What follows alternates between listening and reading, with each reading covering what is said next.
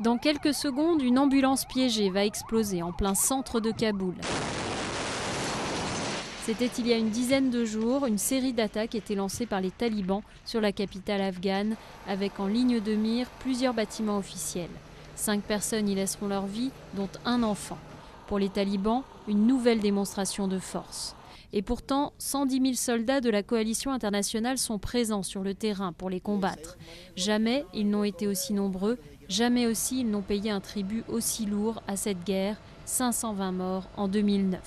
Peuvent-ils encore rétablir l'ordre et jusqu'à quand resteront-ils? Les alliés hésitent.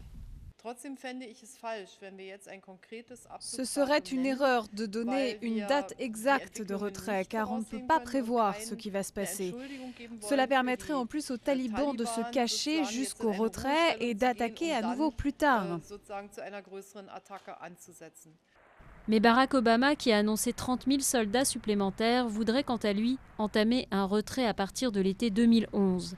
D'ici là, les soldats espèrent avoir formé les troupes afghanes à prendre le relais. La question sera au centre de la conférence de Londres. Hamid Karzai, le président afghan, va aussi proposer une initiative politique à la coalition, un plan de réconciliation nationale, un peu sur le mode de ce qui a été fait en Irak.